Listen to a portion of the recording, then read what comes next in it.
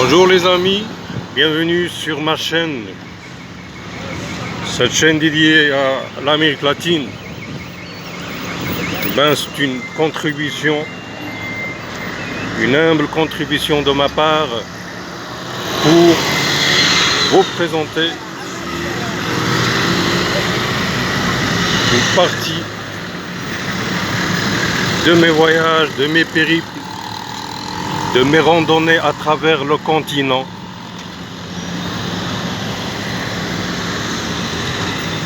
Et ben, maintenant je me trouve à la frontière entre le Brésil et le Paraguay. Plus précisément, maintenant je suis dans une ville brésilienne qui s'appelle Foz do Iguaçu. Cette ville est connue pour être une ville très touristique parce que à proximité, à 17 km à peu près, il y a les fameuses cascades de Iguaçu, Cataratas de Iguaçu. En plus, vous êtes en train de voir maintenant, il y a la ville avoisinante qui appartient au Paraguay, qui est une ville que je vais essayer de présenter, Ciudad del Este. Et c'est une ville qui est d'attraction, c'est une ville très attractive pour les milliers de Brésiliens qui viennent pour ce qu'on appelle le tourisme d'achat, le tourisme de compra. Bien sûr, c'est une ville qui a des,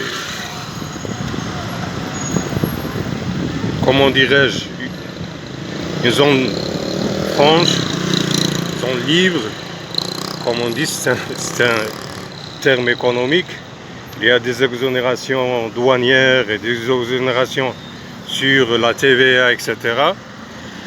Et c'est la raison pour laquelle il y a des prix imbattables et qu'on ne peut pas avoir au Brésil ou même dans les pays voisins, tels que la Bolivie, la Colombie, etc.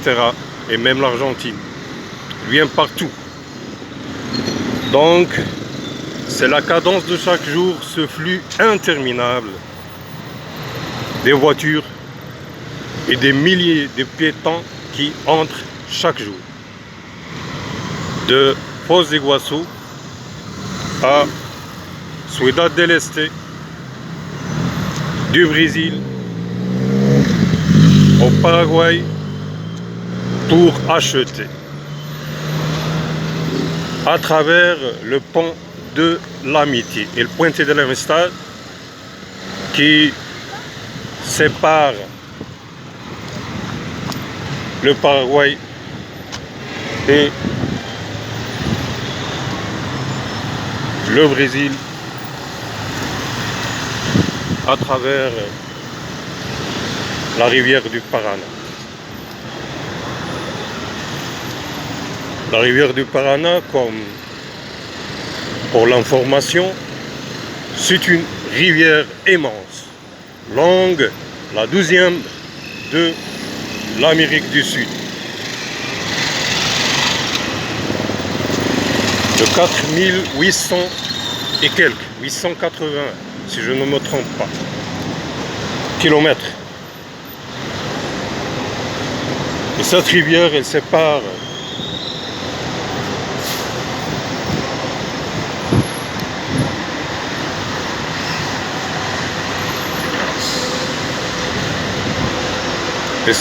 le Paraguay avec l'Argentine, encore le Paraguay avec le Brésil. Vous voyez, vous pouvez apprécier l'immensité de cette rivière majestueuse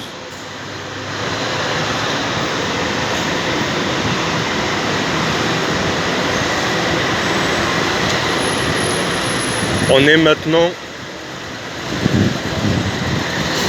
sur le pont de l'amitié, le puente de la Amistad, qui sépare les deux pays riverains, le Brésil et le Paraguay. Les formalités douanières ou d'immigration ne sont pas nécessaires sur ce pont-là. C'est un accès libre pour encourager les milliers des acheteurs qui entrent du Brésil jusqu'au Paraguay. Bien sûr, il y a l'intérêt inverse parce que normalement le Paraguay il dépend dans une grande partie du Brésil. Bien sûr, il n'est pas nécessaire de vous faire rappeler que le Brésil c'est une puissance régionale et peut-être une puissance mondiale, sans doute, avec tous les problèmes sociaux qu'elle a.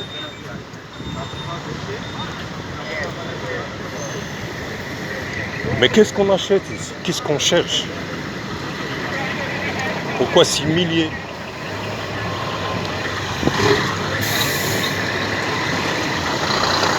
d'acheteurs entrent chaque jour? Ben, ce qui offre la ville avoisinante, la ville de Ciudad del Este,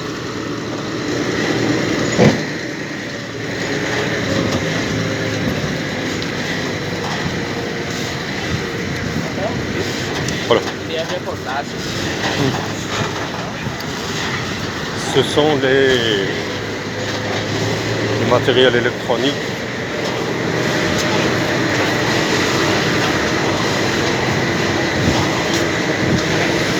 Parce que, comme je vous ai dit, il y a des prix imbattables. Mais ce n'est pas uniquement les électroniques, mais il y a tout. Le bon, le mauvais, même les imitations de la marque.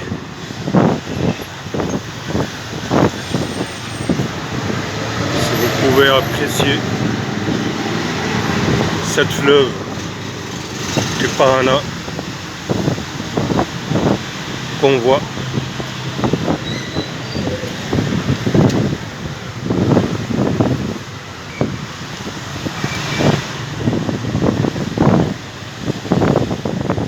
Et bien sûr, comme cette ville est une ville qui est très commerciale, il y a une grande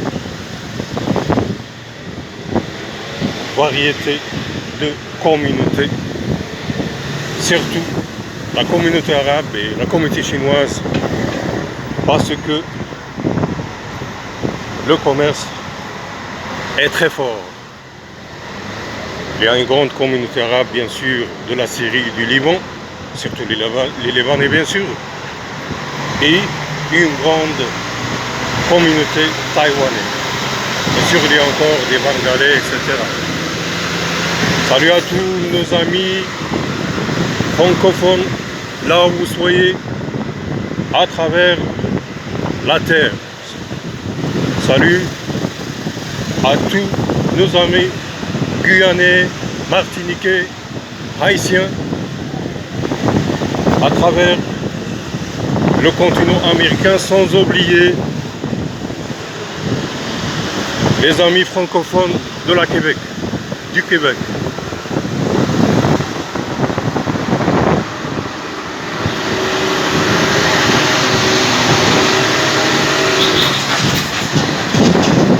Voilà une partie de l'ambiance générale qui domine cette cadence de chaque jour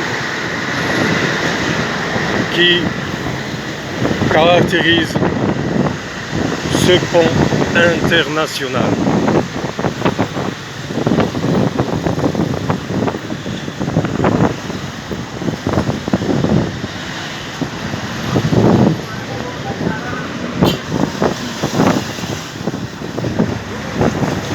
Bien sûr, il y a une grande activité contrebandière pour la nature. C'est tout à fait normal vu la différence des prix. Il y a une grande activité de contrebande.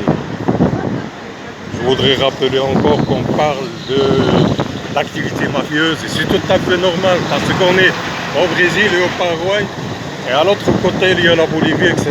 Et je voudrais rappeler que le Brésil est connu pour être le deuxième pays consommateur de cocaïne, sans oublier la marijuana, etc.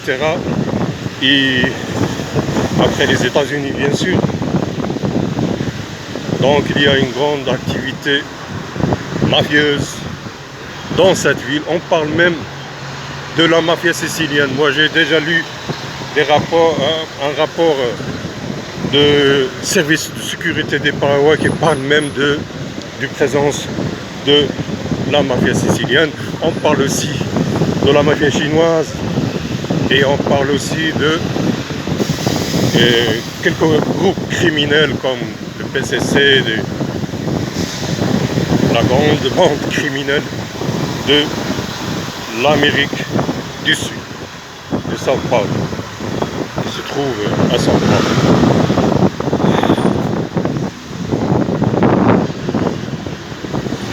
Ce qui m'a surpris, c'est que le chef de cette bande est connu pour être un grand intellectuel. Il a déclaré qu'il a lu plus que 3000 livres.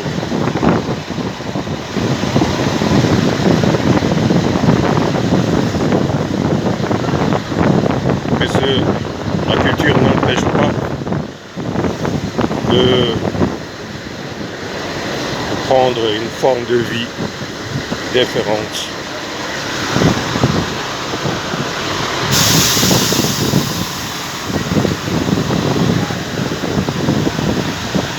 Vous pouvez voir cette petite muraille. Je crois qu'elle est pour affronter les activités de la contrebande.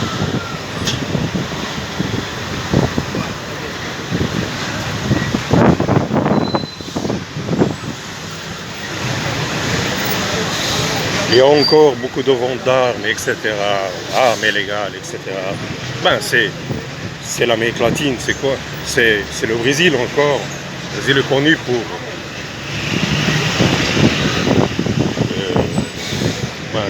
pour toutes les formes de violence urbaine, etc.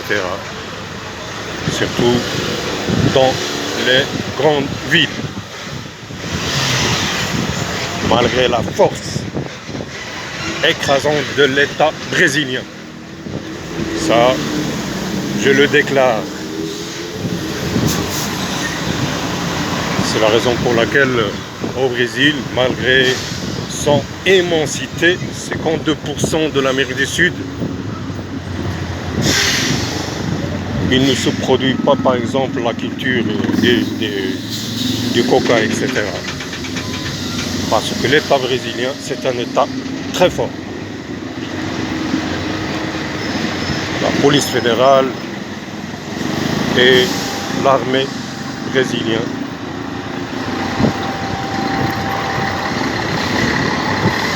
Bien sûr, ils mènent un combat acharné contre la criminalité, mais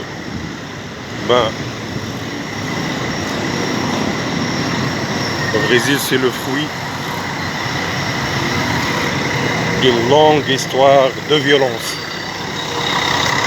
De la même manière que les autres pays de l'Amérique latine, du Mexique jusqu'au Argentine.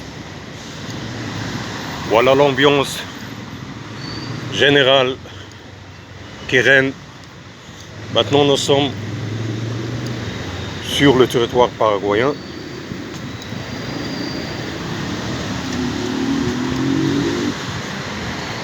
Et les formalités douanières et d'immigration ne sont pas nécessaires dans un rayon de 30 km, on m'a déjà dit.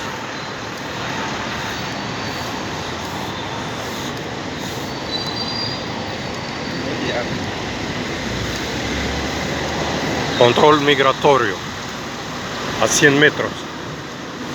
Pero, comme je vous ai dit, les contrôles migratoires ne sont pas nécessaires. Les Brésiliens ont le droit d'acheter 500 $ de marchandises, selon les lois douanières, mais on m'a dit que les commerçants sont astucieux. C'est tout à fait normal.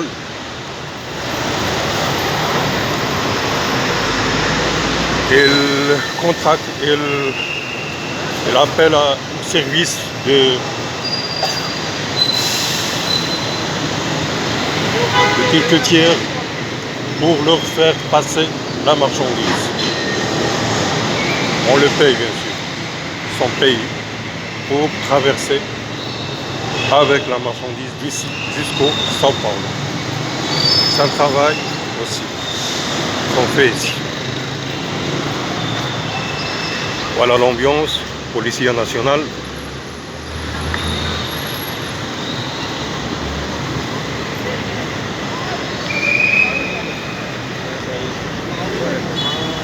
Les motos jaunes que vous pouvez voir, ce sont des mototaxis.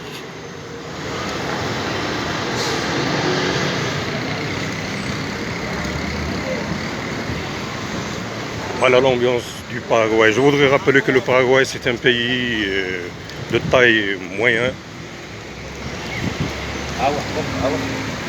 C'est un pays bilingue.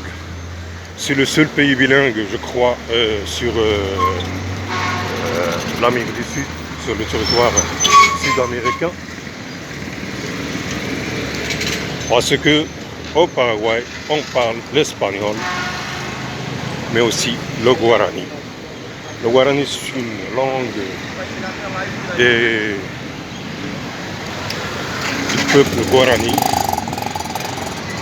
Le peuple guarani, c'est un peuple qui a vécu avant l'arrivée des Européens dans tout ce territoire, jusqu'à Uruguay et une grande partie de l'Argentine, Rio La Plata, et bien sûr le Paraguay qui a conservé cette culture.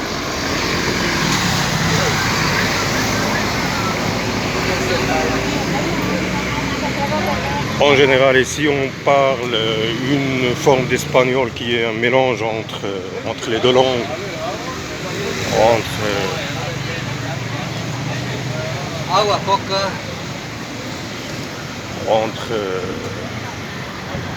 la langue guarani et la langue espagnole. Et lorsqu'ils rencontrent une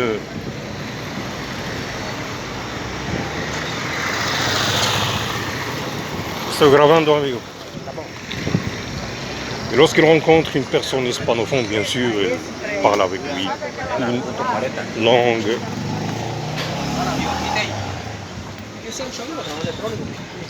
Estoy grabando, amigo.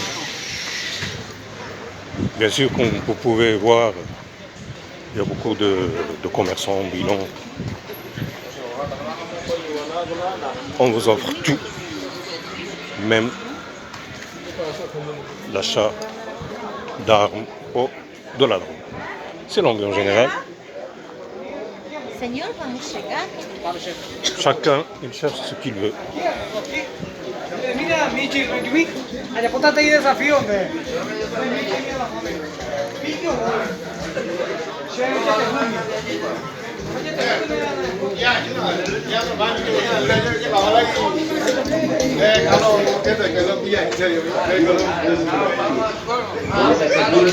¿Qué procura Lorenzo? Estoy grabando, amigo. Comme vous voyez, l'horlogerie, en général, c'est l'imitation de la marque chinoise.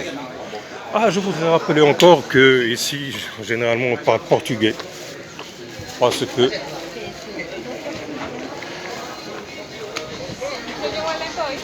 la plus grande des acheteurs, bien sûr, des clients, ce sont des des Portugais, des Brésiliens plutôt, des lésophones.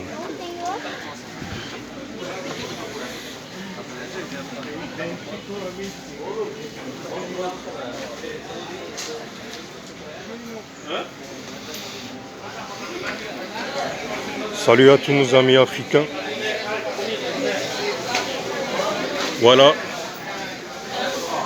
à tous nos amis du Congo, à tous nos amis sénégalais, sans oublier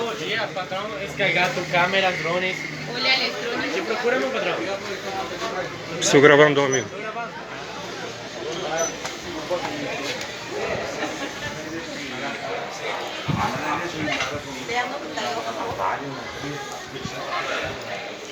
Ici, on écoute souvent l'arabe, à la manière des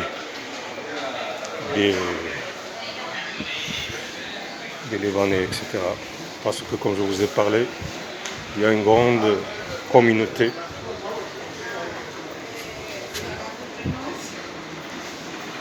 du Liban et de la Syrie.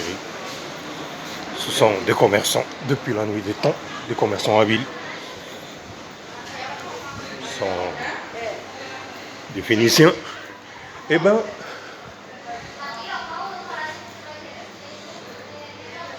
voilà un petit aperçu de ce que Ciudad del Este offre pour les acheteurs. C'est impressionnant ce qui se vend ici dans cette ville-là.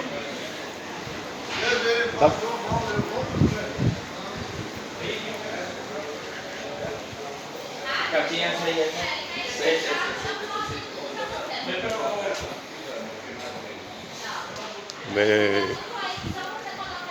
c'est l'Eldorado encore des commerçants. J'espère que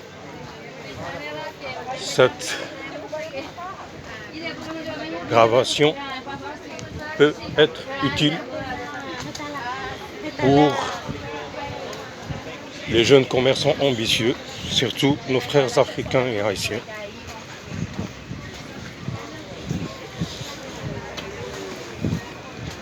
Cette zone, c'est une zone pour progresser.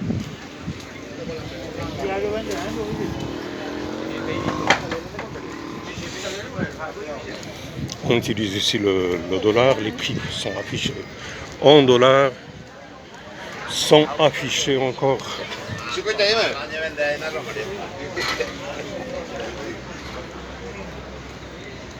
en réal brésilien.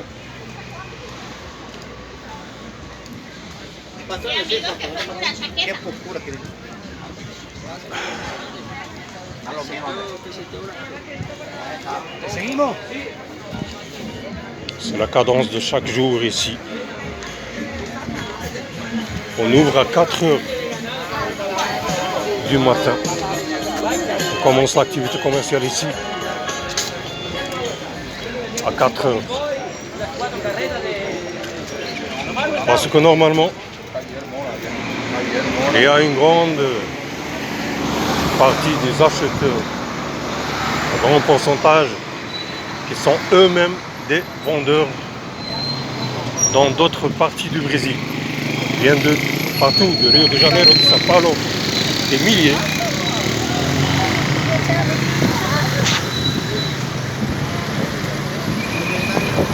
Pour acheter tout. Comme je vous ai dit, il y a la bonne qualité, mais aussi il y a l'imitation. Le commerçant est astucieux.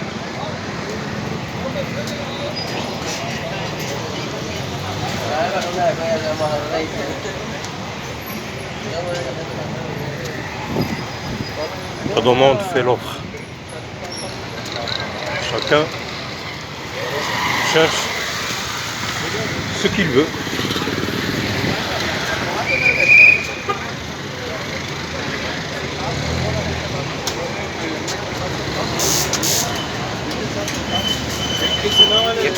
que es para mí. Gracias, gracias amigo. Gracias, estoy grabando. Ah. Voilà, comme vous voyez, tout se vend sin compromiso.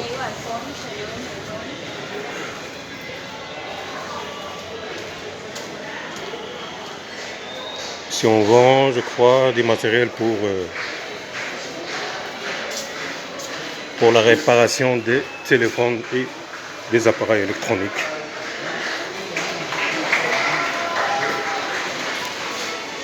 Mobile Zone International.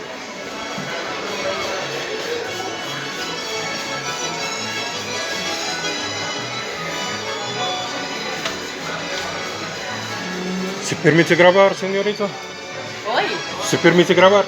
claro. Dale, gracias. Comme vous voyez, c'est impressionnant. Et ceci, c'est une simple aperçu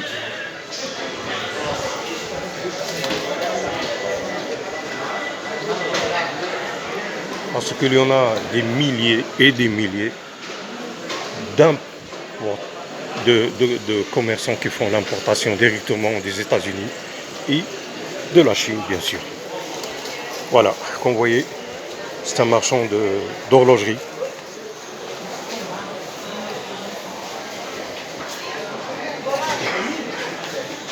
Des prix imbattables, mais c'est uniquement l'imitation. Ce ne sont pas les montres qui sont affichées sur les vitrines de la Suisse, qui coûtent même des millions, peut-être des chiffres incroyables.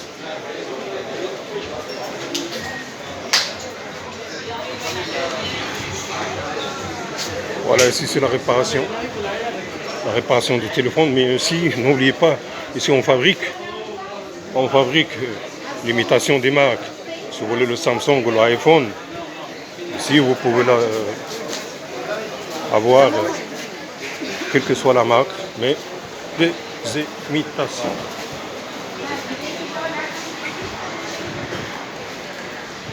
Ils ont excellé dans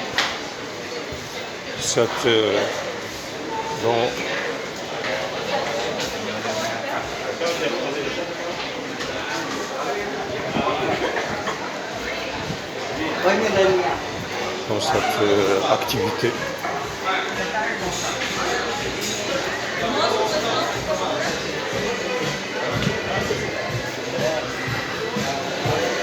Bien sûr, quelquefois il y a des règlements de compte entre les fabricants.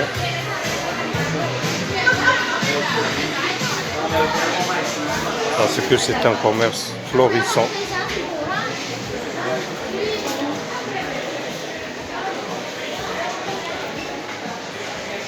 Moi j'ai déjà lu que les narcotrafiquants ont, lorsque ils se sont aperçus que le commerce en électronique est plus rentable quelquefois que le commerce dans la robe, ils ont changé. Il y en a des narcotrafiquants qui se sont changé l'activité vers, comment ça s'appelle ça? Narco-électronique, non, c'est... Parce qu'il y en a des pistes d'avion, d'atterrissage, des pistes d'atterrissage dans les environs de cette ville. J'ai lu qu'il y en a plus que 100. Voilà, comme vous voyez, l'ambiance, il y a beaucoup d'ambulants.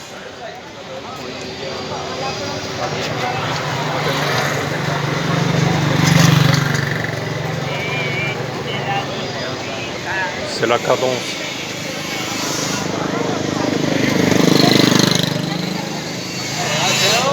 L'ambiance de chaque jour. Voilà, on va entrer.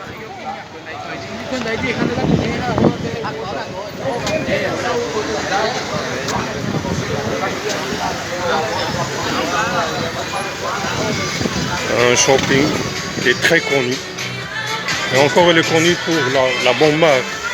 Et ce que vous voyez devant la porte, il y en a quelques-uns parmi eux qui offrent d'autres alternatives moins chères, mais dans la plupart des cas, c'est l'imitation.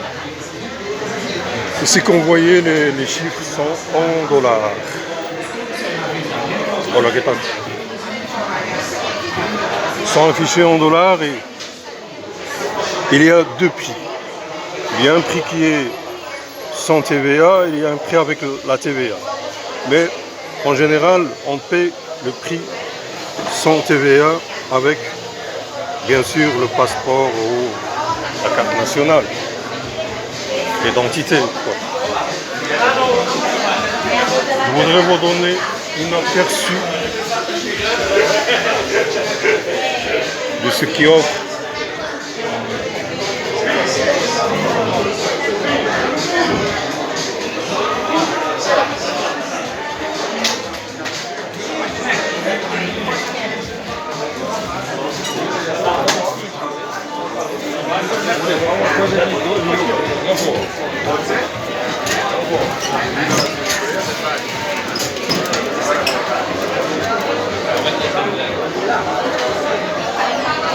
Des prix.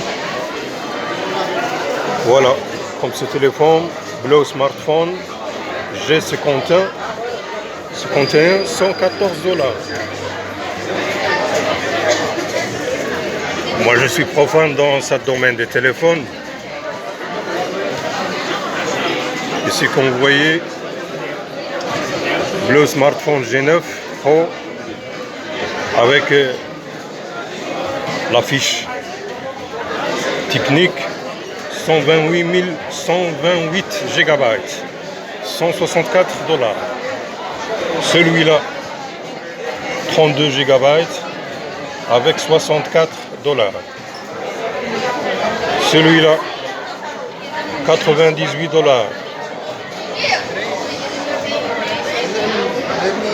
Mémoire interne, 32 GB, la mémoire interne. Ben, je crois que ce sont des bons prix. 124 $, le smartphone G.